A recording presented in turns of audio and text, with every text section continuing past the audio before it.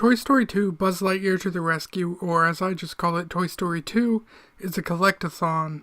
I'm playing it on the PS1, that's what I grew up with, but it's also on the N64, Dreamcast, and PC. The goal is to get Pizza Planet tokens. Each new level requires an amount of tokens to play it, so you need around 40-ish to beat the game. Each level has 5. You collect 50 coins from Ham, he'll give you one. If you fight a boss, you get one.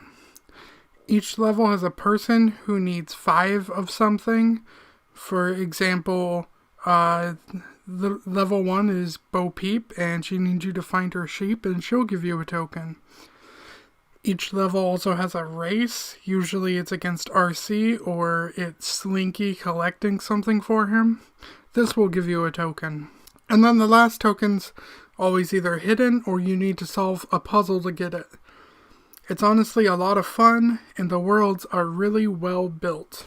Rex also appears in every level to give you hints if you need him, but he's super annoying, so I don't speak to him. Buzz!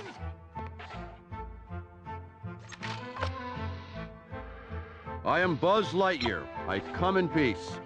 And Mr. Potato Head will appear in some levels. He will be missing a body part and you gotta find it, and he'll give you a gadget if you find it. The 5 gadgets are the force field, the rocket boots, the hover boots, the grappling hook, and the disc launcher. What's stupid though is that some of the Pizza Planet tokens require you to have these gadgets unlocked. For example, on level 2 you need rocket boots to beat a challenge for a Pizza Planet token, but you don't unlock the rocket boots until level 7, forcing you to backtrack.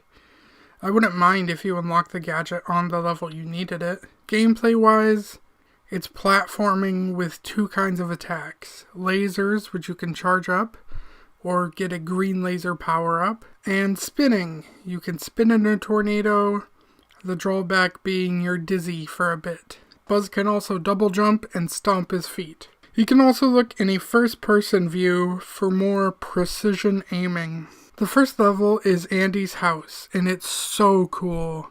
It's got a lot of love put into it. From Andy's room, to the living room, to all over. It feels lived in, and you really do feel like a toy in a big world. Also, this level is in the Toy Story Racer game as well.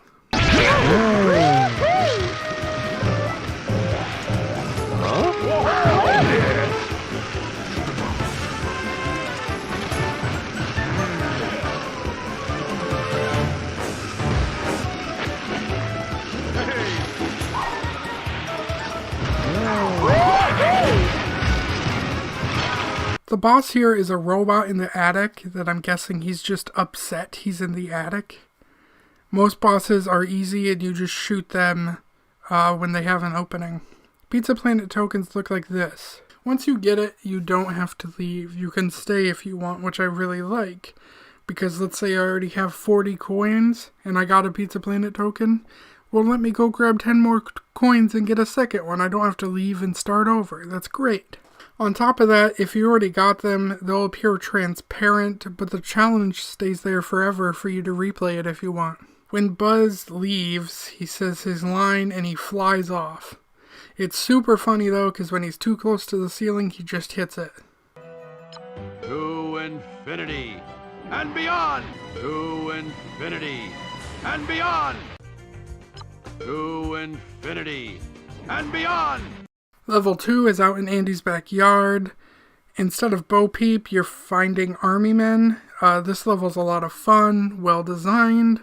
It does a good job of making you feel like a toy. Another way the game saves you time is shortcuts. Like at one point you're climbing a tree. Well, there's a rope you can pull that lets you climb it if you fall, which saves you a lot of time so you don't have to go through the tree again. The boss of this level is a Zerg Kite, and he's easy, but he can knock you off the top, and you'd have to climb all the way back up to fight him. Every third level is a special boss. This one is just a plane. You gotta dodge his attack and hit him. You don't get a token for fighting these bosses, though. Be careful with that. Extremely dangerous. Level 4 is a construction site. You collect little tykes this time. Also, this puzzle here taught me about mixing two colors to make a new color. This game was secretly educating me as a kid, and I fell for it. There's a lot of climbing in this one, but again, it gives you shortcuts if you know where to look and how to activate them. Look at how much time this can save me. Jim Varney reprises his role as Slinky, and most of the movie cast reprise their roles here too. Great going, Buzz. The boss here is a jackhammer that can knock you off and can only be killed by using wrist launchers, a power-up from Mr. Potato Head. Level 5 is one of my least favorites, mostly because I fall a lot. It's a lot of climbing upwards. It's way more vertical than a lot of the other levels. Some people might like that. It doesn't necessarily mean it's a bad level, it just changes what it's like. So some people might actually really enjoy the levels I don't like and dislike the ones I like. But hey, to each their own. I don't enjoy how much freaking climbing there is and how easy it is to fall. This level makes you use the grappling hook a lot, and the boss here is a top. I don't mean it like that. It's a top and you're a bottom. No, it's like a spinning top. Level 6 is a slime monster and the hardest boss in the game. You gotta shoot him super fast and grab these green lasers on his final form. He's only hard because you gotta shoot him fast. Well, he isn't actually hard, but like as a little kid, I dreaded him. Owl's Toy Barn is the coolest level by far. It's literally Owl's Toy Shop, and I could spend a lot of time here. There's registers, shelves of product, a Buzz Lightyear aisle, toxic chemicals spilled on the floor for some reason, basketballs, jump ropes, bikes, skateboards. It's such a cool level. And the boss here is just a dinosaur, though. The next is Owl's Spaceland, which is in the same building, but next door, I guess. And this is his toy shop filled with Buzz stuff. There's an arcade, a claw machine, a ball pit, LGMs, which are called Mr. Martian, I guess. Buzz boxes, Zerg boxes. It's like, there's like this mother of LGMs thing. You can race this dude. And on top of all that, the boss is a Buzz Lightyear, just like in the movie. Except this one's in a dune buggy. Also, can we mention Buzz and all characters in this game are ugly as hell?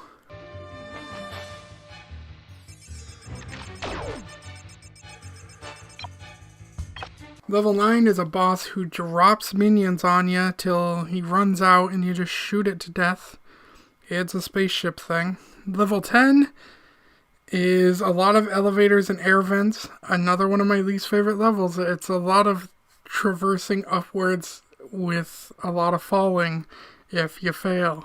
The boss is a spider, and if you fall, you can save yourself, but you seriously can fall for like ever. And it can take a long time to get back up if you don't have a shortcut. If you do have a shortcut though, this level is real nice. It has a lot of shortcuts for you, and that's real sweet.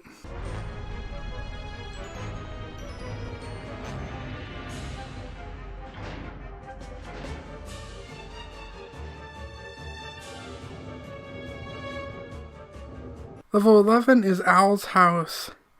Bullseye is there, and so is Jessie. Again, the people in this game don't look great.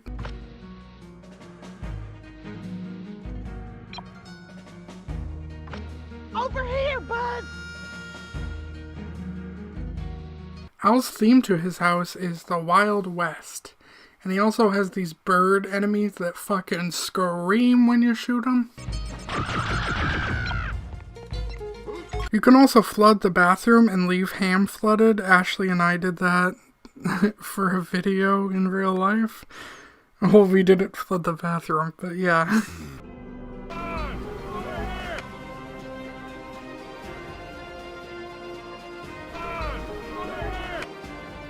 Also, Owl has a train set and a train theme room, and he sleeps on a train bed, I guess. Kinda weird. He has a room of memorabilia, though. Like so much stuff from the movie. Even the glass cases they were all in. It's really cool, and I love to see the details that went into this game. The boss is an evil cowboy in a model set that even looks like he would be a villain in Woody's world. Next is a Zurg fight, and from this point on, shooting bosses doesn't work. You have to hit them with spin attacks. Zurg isn't very hard, but I'm glad they included him. The airport level is either a mediocre level or your favorite level. I did enjoy seeing this weightlifting guy, and jumping on suitcases was fun, but getting around is kind of a pain in the ass, and there isn't a lot of shortcuts here anymore if you fuck up. Prospector is the main boss, and he looks pissed you beat him. Next we have the air hangar, and this is my least favorite level. Everything feels like a chore, but it's most likely that way because it's the last level and wants to be harder, but it feels more tedious and too empty rather than being harder. The boss is a blacksmith for some reason. And then the end of the game has you fight the cowboy, the blacksmith, and prospector all at once, and when you win, you get to see Woody as a reward, and what a reward that is.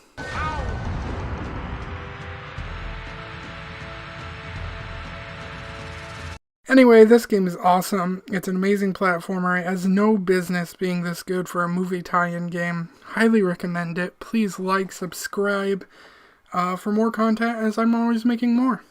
Buzz Lightyear of Star Command is a game based on the show of the same name. In this game you play as Buzz, and you are voiced by Patrick Warburton, who voiced him in the show. Tim Allen voiced Buzz in the movie, but was redubbed by Patrick Warburton afterwards. And honestly, I didn't like that as much as Tim Allen's. Like, yes, the lines are cheesy, but Patrick Warburton's delivery makes every line cheesier. Here are some of the lines from the game. They're honestly kind of enjoyable. Buzz, does it have to come to this? There's only room in my life for one lady, Star Command. No one refuses me! Why don't you just back off and let me do my business here? The only business you'll be a part of is from behind bars, Stork. Yeah, okay, whatever, Buzzsaw. Buzz Lightyear, I tire of you. And I tire of your lawlessness, Walt. Save it for someone who cares, Buzz. I'm out of here. The game has 14 levels, and to progress, you need to earn medals. The main mode has you chase a villain from beginning to end and then fight them, while collecting coins, grabbing power-ups, etc. It's a race to the end, and you can't fight them during the race, which is the weirdest premise. The game also has a strong resemblance in how it looks to Blasto, though I don't think it was the same people. During the race, you can summon Booster to crush enemies for you, but this is almost useless as you are in a race, so it just slows you down. If you win the race, Mira will show up, and she'll help you by removing half the villain's health, which is cool, but that means that if you don't win the race, she's like, yeah, I'm not gonna help you. I'm not gonna do my job. Why does she care about who wins the race? I'm here to arrest this dude. I got this one, Buzz. I softened him up for you, Buzz. Thanks, Mira. Always willing to lend a helping hand. So you get medals from beating the villains, and getting lots of money, and collecting LGMs. Each level has a time trial mode to earn other medals, and an XR mode, in which it's just XR is blown up, and you have to go find his parts to rebuild him, and I hate it. None of those are as good as the regular mode. And the regular mode isn't even that good. Level 1 is on the planet Joad. It's a farming planet, and this boss we fight is a nobody. He's such a nobody that he's a henchman in other levels. Level 2 is Gravitina. She has a big head, and this planet is Flamar. It's a volcano planet, and she's also a very easy boss. Level 3 is Nose 482, an energy vampire with a play on words of Nosferatu. He's honestly one of Buzz's coolest villains. The planet is called Canis Lunis, which I guess is a planet of scary things. Nose 482 changes things up by making you shoot bombs, which becomes a thing from now on. If you don't blow them up while you're racing, the world just blows up and you lose. Also, this level is unique because it puts you on a hoverboard the whole time. His boss fight is also different, as you have to kill his men in each corner so they stop feeding him energy, and then he just dies super quick. Level 4. I don't know this dude's name, but Karn is a swamp planet, and this guy's pretty easy. Level 5 is Fixer, and he's on a planet called Trade World, and it's kind of like Coruscant from Star Wars. You fight him in a chair, and it's annoying because he flies up, but it's like not too annoying. I forgot to mention the boss's shield color is correlated to the weapon types that can hurt the shield the most. Orange being fireballs, purple being lightning, green being lasers, etc. You can also buy more than one of the same kind of weapon for most of the weapons, and that will upgrade it.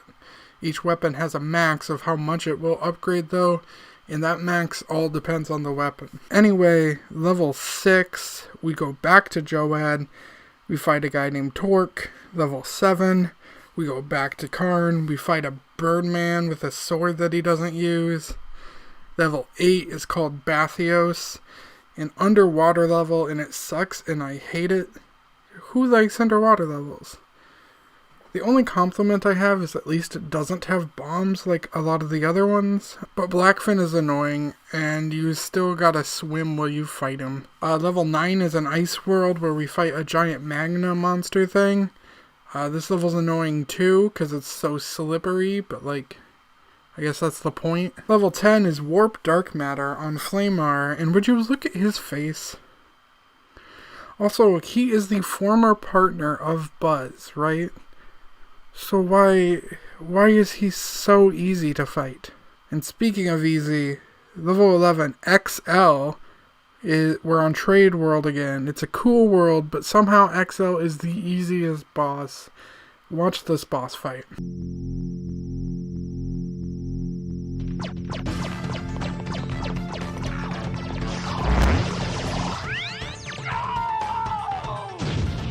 Level 12, Canis Lunis. This is the difficulty spike of the game, by far the hardest level. So yeah, you have the race, yeah, you have the bombs, but on top of that, you have a super fast werewolf you need to fight, and you have to clear every room of enemies to progress, but not actually every room. Just like most of them, some of them you can bypass, but you won't know without trial and error. Also, this level requires you to upgrade your gun, specifically the fireball gun, as far as it goes. After that, the boss isn't so bad, but this is weirdly the hardest level in the game, which is strange, because the next level is on Planet Z up against Zurg. This one isn't so bad, you just do the usual, and the Zurg fight's pretty easy. Fortunately, the creators must have thought the same thing, because then another final level opens up, and it's another Zurg fight. You have to fight his minions and then shoot his hover chair thing. Once it's destroyed, Zurg comes down to fight you himself. The level isn't very hard as long as you are patient. You just run in circles a lot, picking up health and ammo to upgrade your guns and jump over the lightning and shoot Zurg. After beating Zurg, you have the most awkward credits in video game history. It's like a weird purgatory of characters. It's just so, I don't know, eerie and empty.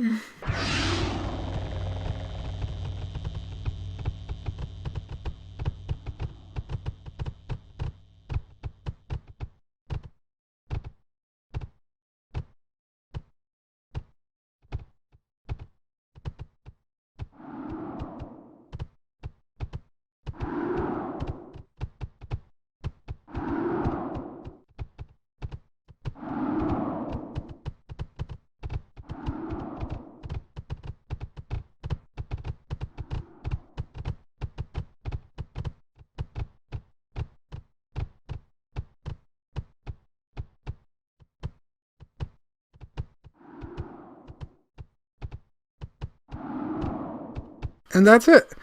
Pretty short game. Is it good? No. Do I recommend it? No.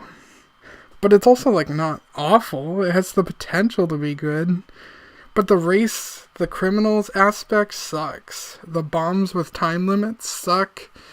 And I'm not one to complain about difficulty, but I think the bosses are maybe too easy. Not saying it has to be hard to be good, because fuck that. No, not at all. But, like, when a boss can get beaten faster than, like, the henchman, that's kind of an issue. The compliments I have is that the worlds look nice. I think that's all I got. A better concept would be if we had Buzz chase down the criminals.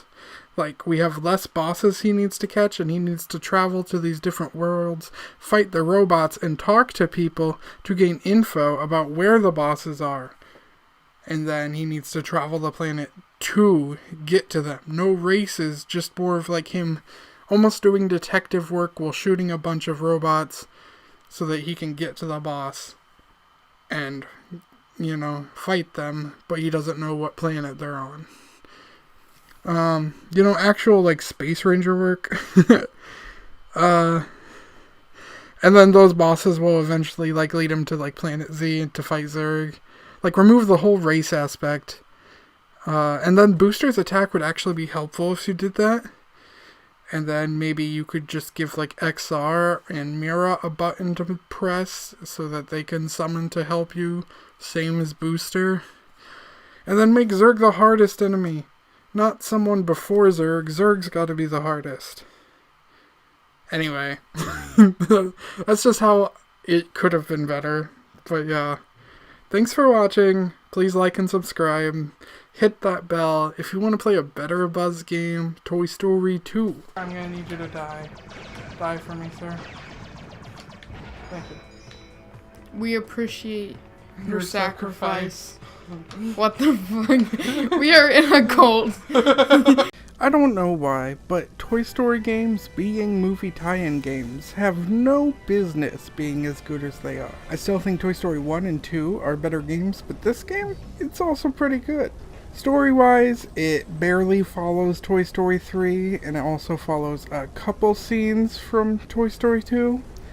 You have this Woody Western level, and a level focused on Buzz Lightyear's game from Toy Story 2. They actually put a lot of things that were in that fictional game here in a real game. Like, every detail from it is here, and that's just straight up love, including a Zurg boss. Then there's Andy's room, but it's different from the Toy Story 2 version because he's all grown up.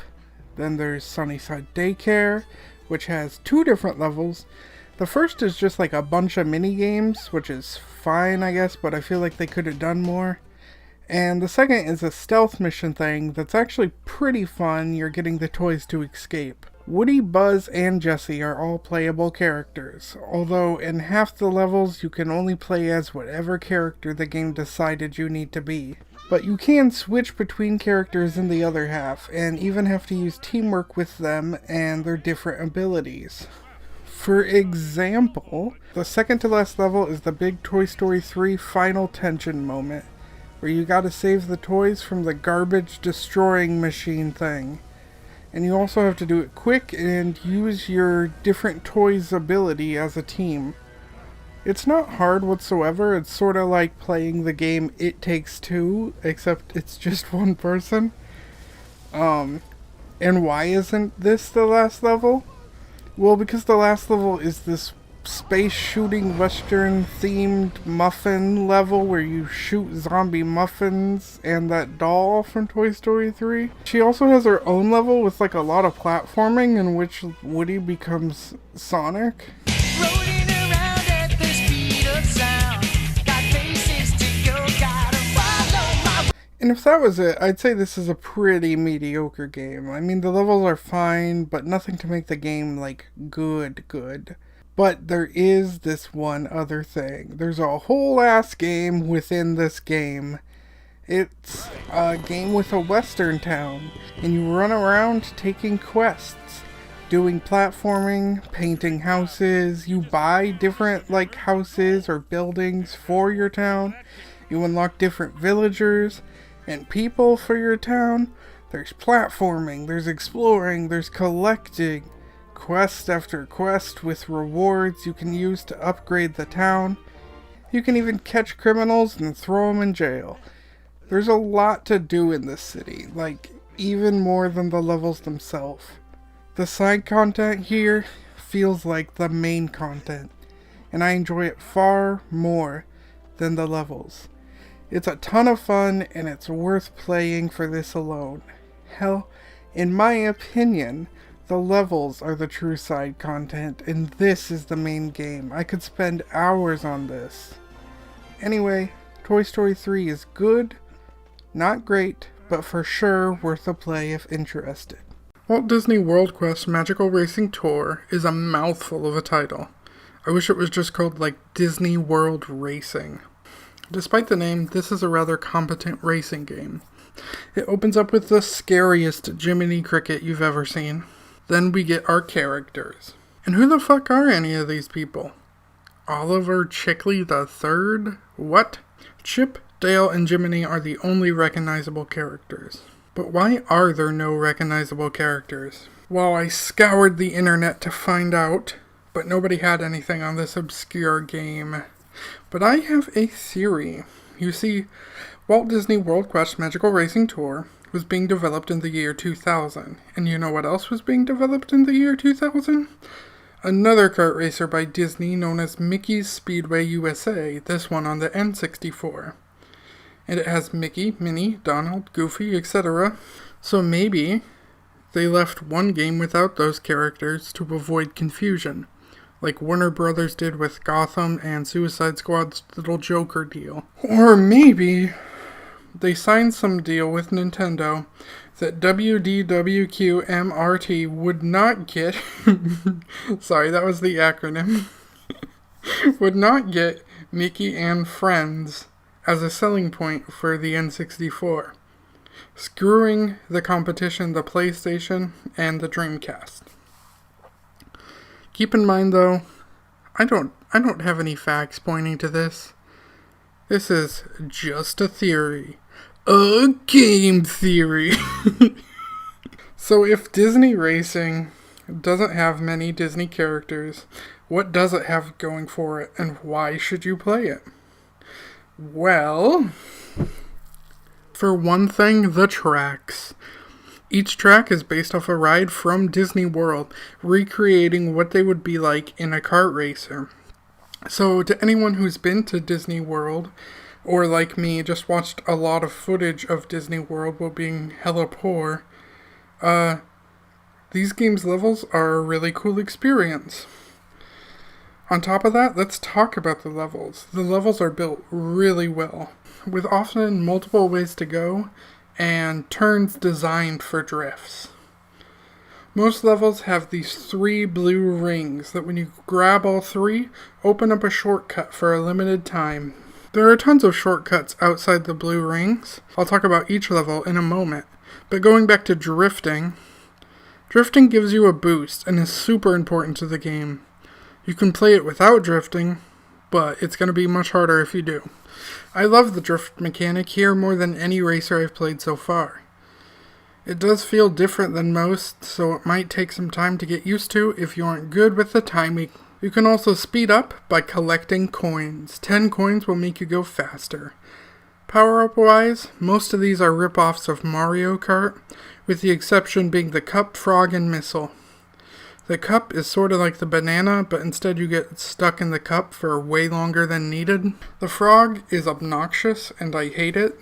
It just turns everyone but the person who used it into a frog. If you have the little sparks, though, you cannot be turned into a frog. And the missile is nice because you can control the missile to hit opponents, and if you're in first place, you can just double-click it to get rid of it. It really doesn't have the kind of rubber banding that, like, Mario Kart has.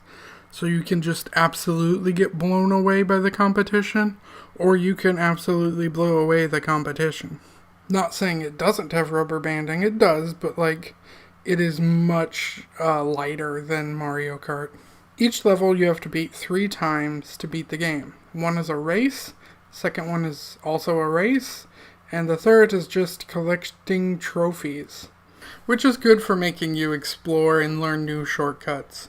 But I wish they taught you with that, with like the middle instead of the end, because otherwise you won't be back to that track. So let's talk about the first big track, Big Thunder Mountain. It's sort of western, but look at this. You can go one way and collect the blue rings, or you could go through this cave. You can take this bridge, or you can take this waterfall. The game gives you options, and on top of that, some of these parts were built for drifting. This game also plays renditions of the music you would hear on the Disney rides. Now let's look at a level of Mickey's Speedway. This is basically a circle in a bland level. Looking at the map side by side, you can see that I'll be shitting on Mickey's Speedway this whole video. Plus, there's no boost in Mickey's Speedway. No drift boost, I mean. Also in Mickey's Speedway, no one shuts the fuck up.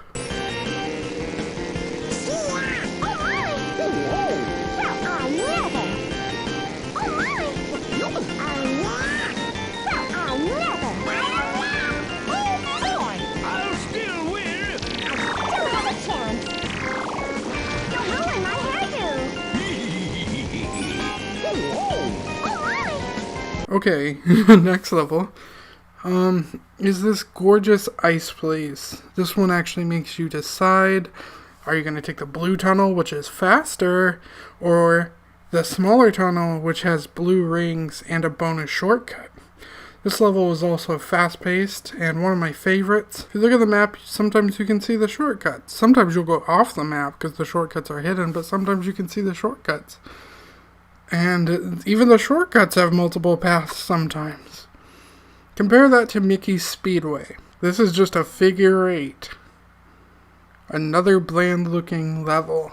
Okay, so on to the dinosaur level. Again, you got multiple ways to go, and special shortcuts that can ramp you up. This one even has dinosaurs. Compare that to Mickey's Speedway.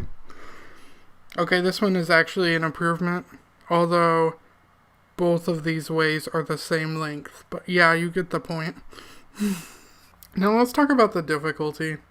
The CPU is super hard, and while I don't mind it because it's not bad for me, it does turn a lot of people away. And I get that, I do, because difficulty can turn me away from games too.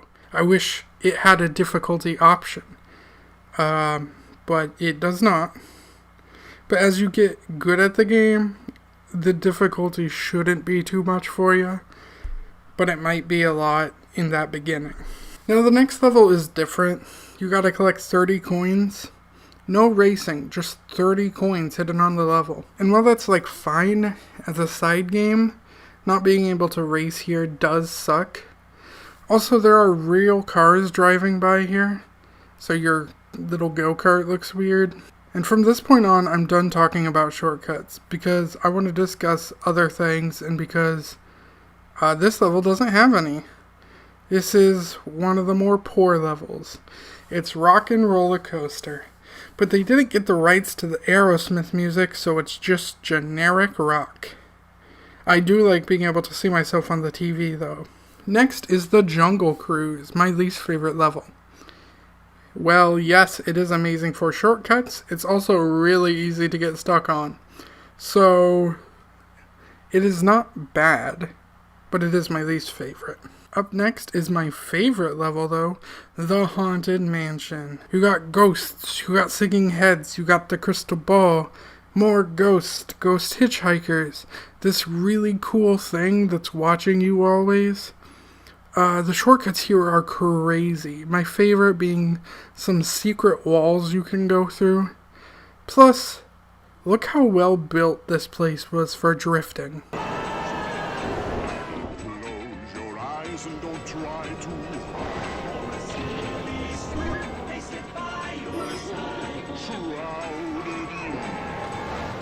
So how do we follow that? Another collect 30 coins level. Honestly, I don't even know why these are here. On multiplayer, it's just a race to collect 30 coins first. Next we go to Space Mountain. Fairly decent track, but I don't have a lot to say about it. But I do enjoy it. We got Tomorrowland Speedway, and honestly, this looks kind of like a Mickey track, doesn't it? Except it does have shortcuts. Next is the Pirates of the Caribbean, and this came out before the movie and is based strictly on the ride, but it's a fantastic level. So many ways to go. But even cooler, look at some of the stuff here that the ride also has. Come here, you doggy. Come here, you doggy. Come here, you doggy. Come here, you doggy.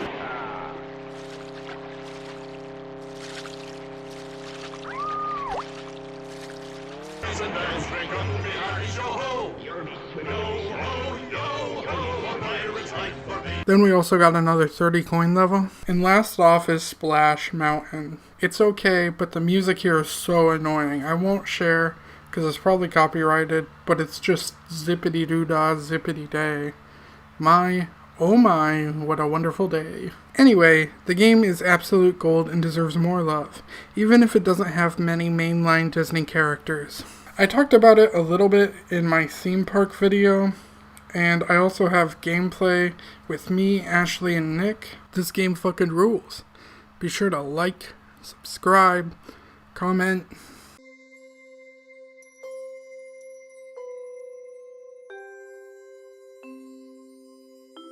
Disneyland Adventures. This game originally came out on the Xbox 360 Kinect, and it's been re-released on Xbox One where you can play it with a controller.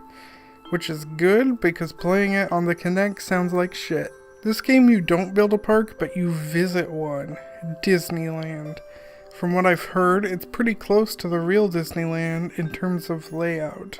You create a kid and run around talking to different mascots. There's a ton of them. This game brought out a glee I didn't know I had in me. If you asked me, I'd say I'm not a big Disney guy, and there's so many things I like more.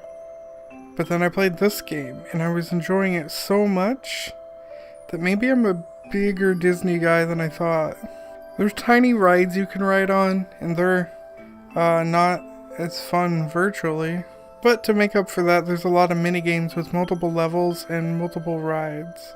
Most of the games are on-rail shooters, very easy combat, or just like pressing buttons at the right time.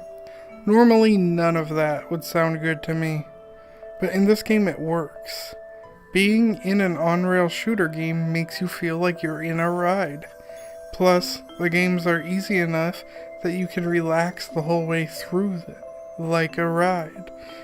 And it's so easy it could be a great introductory game to someone who doesn't play games.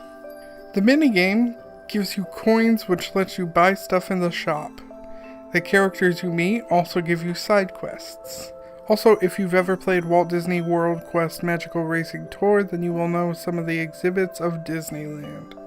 I know Disney World and Disneyland are different, but they do have some of the same things. Here's a tiny look at both games.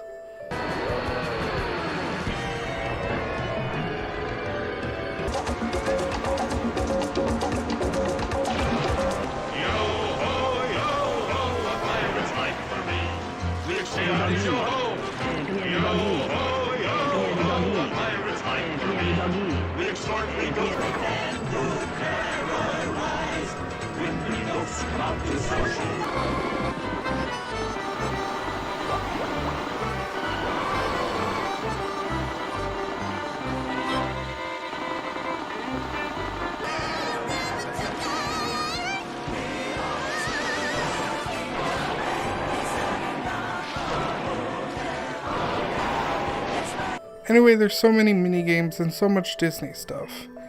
It's honestly best if I don't spoil the experience. However, I am going to spoil my favorite part. Buzz Lightyear's missions. His missions are amazing. You're flying and you're shooting on a planet that looks like it came from the cartoon. Well, there's music from Toy Story 2 that plays, and it makes me feel something, and I don't know what it is, but it's amazing.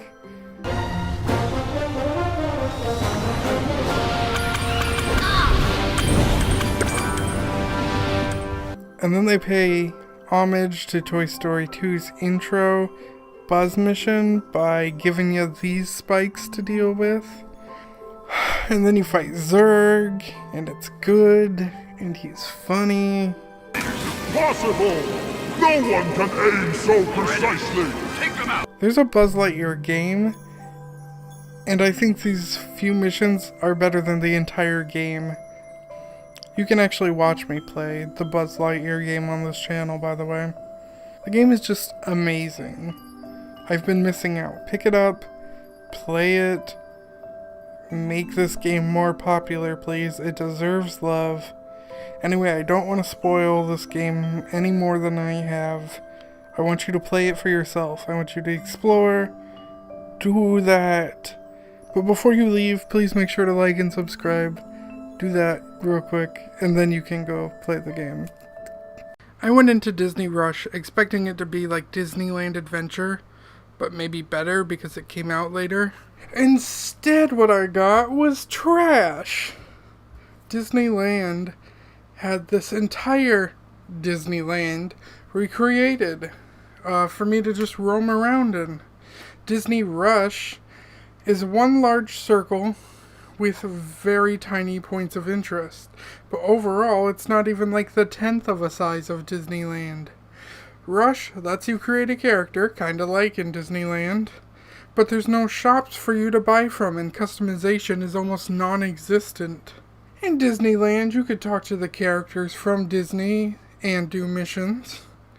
In Disney Rush, you talk to the kids, and the kids pretend to be the characters. Why the hell would I want to play a game where I'm a kid pretending to do something cool? I'm already playing a video game, and that's already pretending anyway, but now I'm playing a video game where I pretend to be a child who's hanging out with other children? What the hell kind of fun is that? Now hey, with this in mind, I'm sure the game isn't meant for me. It's probably meant for little kids who like Disney, and not me, an adult who, well, frankly barely gives a shit about Disney. And that's a fair point. However, that doesn't excuse the huge drop in quality from the Disneyland game. Just because the target audience is little kids and can't tell when garbage is being thrown at them doesn't make it all right. Anyway, when you hop into the games, they're pretty damn basic, and none are really fun or interesting. However, I do have one praise for the game. It looks really good. Every Pixar game looks just like the movie it's based on. And one more complaint. Why the fuck are the toys from Toy Story running around so close to these people? Like, there is no fucking way someone didn't see them. Anyway, my review, if you buy it for your kids, that's fine. But there's way better kids games out there to buy them. Don't buy them trash, get them Disneyland instead. What the fuck is this Disney Rush garbage? Disney Rush? More like Disney rushed